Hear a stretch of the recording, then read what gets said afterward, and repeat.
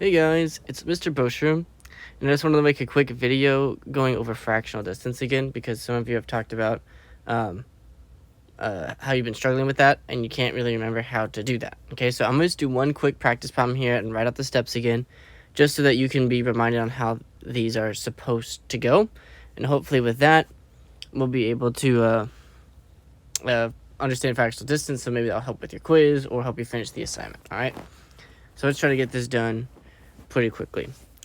We have 3 basic steps, okay? A majority of these steps are pretty easy. I'd say the first 2 steps are things that you can do, and then maybe the last step is what gets you guys most of the time.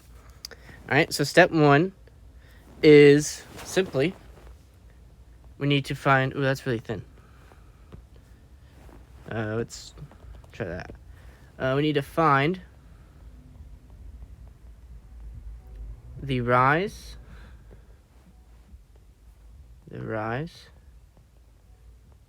and the run of the problem. Okay, so there's step 1. So if I want to find the rise, remember this is y values because rise goes up and down. So I look at my y values on my line segment, and I see that I have 14, and -2. And I had to ask myself, okay, well, how far would I have to rise to go from 14 to -2? And you could either think of this in your head, or you can say, well, remember that distance is the difference. So basically, I just have to subtract or find the difference between these two numbers, and that will tell me how far the numbers are apart. Okay, so what is the rise going to be? Well, it's going to be 14 minus my other y value of -2.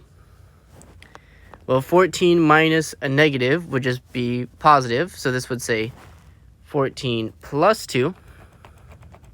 All right, that would change to plus 2, which becomes, let's just keep our space here, 14 plus 2 is 16, okay?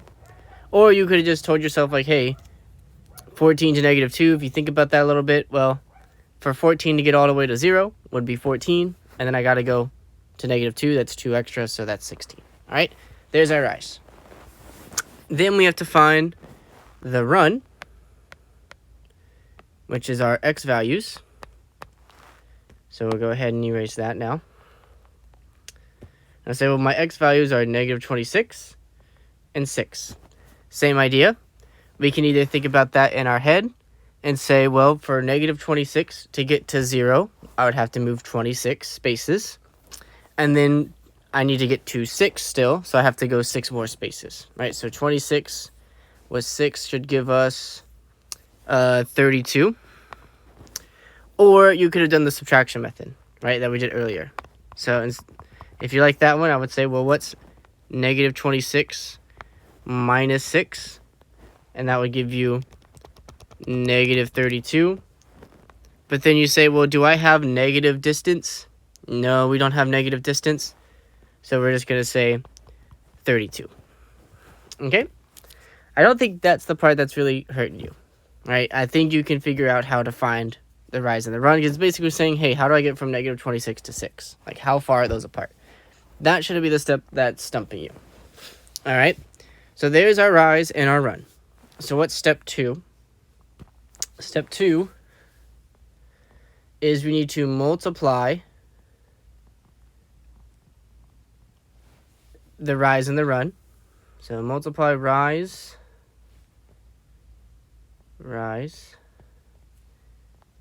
and run by the fraction.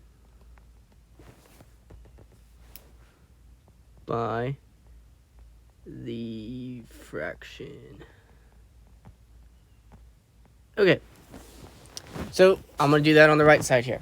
I could say, well, what is my fractional rise? So I'm just going to say, how do I want to phrase that? Let's just put like capital F and then like rise. Okay, so fractional rise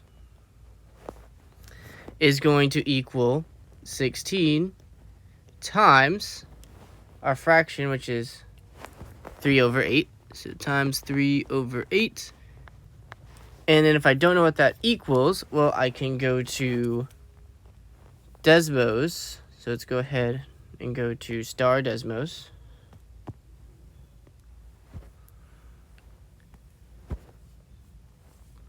And put in 16 times, I believe it was 3 divided by 8. Oops.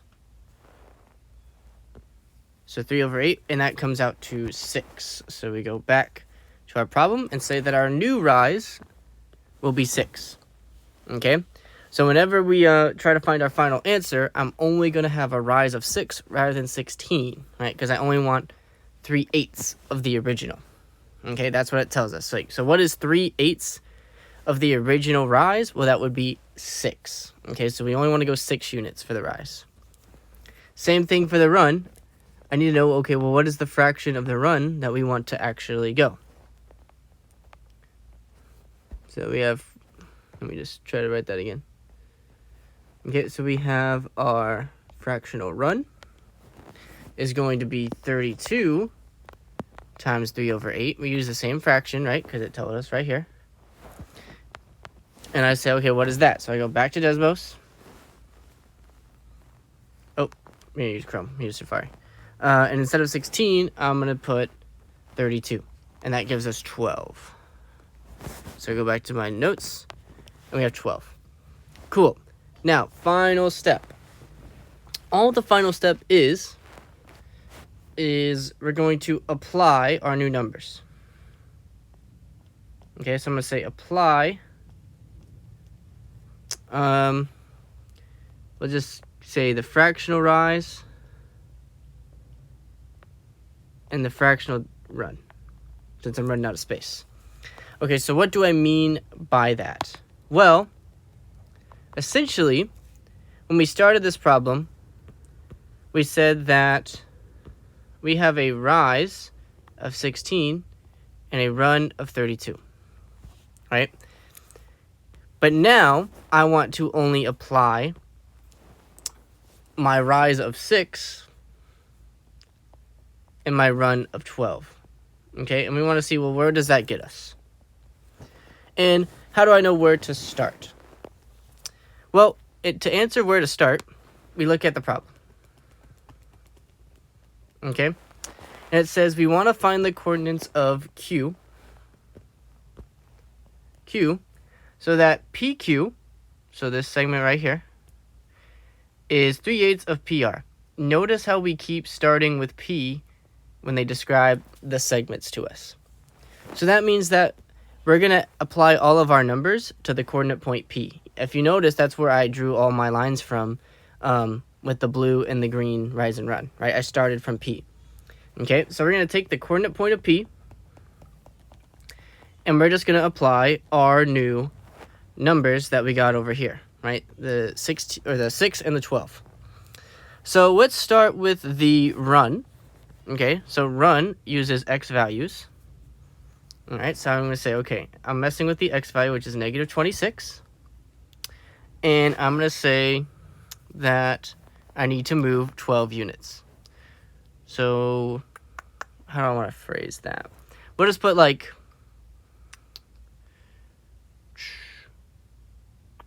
I'll just say like Q and then X, because I'm trying to find the coordinate point of Q, and this is going to be the work to find the X value since we're on the run, okay?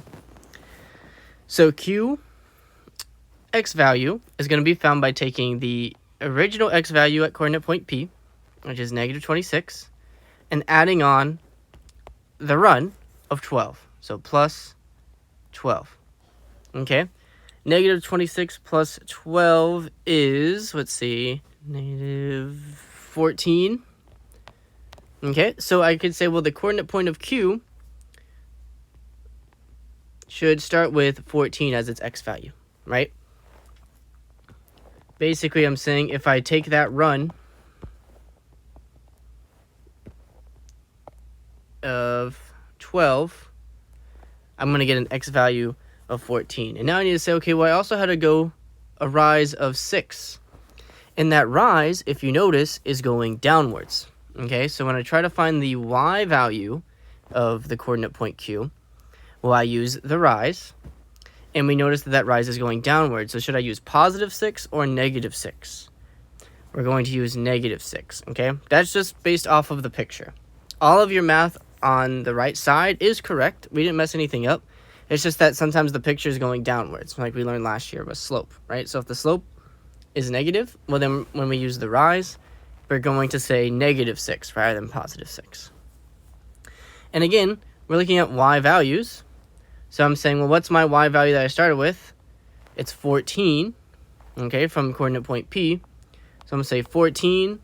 I went down 6, so I'm going to say minus 6 would get me to, I believe that would be 8. Okay? Oh, and I'm sorry, this is negative 14. I missed that earlier. And our y value would be 8. So this would be your coordinate point. Okay? So there's 3 steps. The first 2 steps are pretty simple. Find your rise and run. You can do that, right? I don't think I really need to talk about that. Then you say, okay, what's the fraction that they want me to use? And then you multiply that with your rise and run. That's pretty simple too. The part where I think I'm losing some of you is the apply. Okay, and apply just means that for you to look at what's the starting point. In this case, it was P, right? They kept saying P first in the problem. So you go, okay, I'm going to look at P. I'm going to use its X and Y values and add on my new fraction values, right? In this case, it was 6 and 12. Okay? And that's basically that last step. I mean, look at the math right there, right? It's just addition and subtraction. It's not too bad. It's just that it's a lot of steps back to back to back. So just remember the last step is just basic addition or subtraction. And when do you subtract? Well, we subtract if the rise is actually going downwards instead of up. If the rise is going up, well, then you would still add. Okay? So hopefully that gives you sort of a reminder and simplifies things. Again, at least the first 2 steps are easy. So if you're messing up, just keep looking at this 3rd step and try to understand it. Okay? We're just taking the, those new numbers that we got by multiplying the fraction and plugging them into the problem. All right? That's all that final step is. I think if you can get that, the rest should be easy. All right? If you're still having trouble, let me know, and then I can just try to keep doing a few more, and I'll just be quick about it, but you'll get more examples, and maybe you'll start to understand how things work. But all right, with that being said, good luck, and have a great day.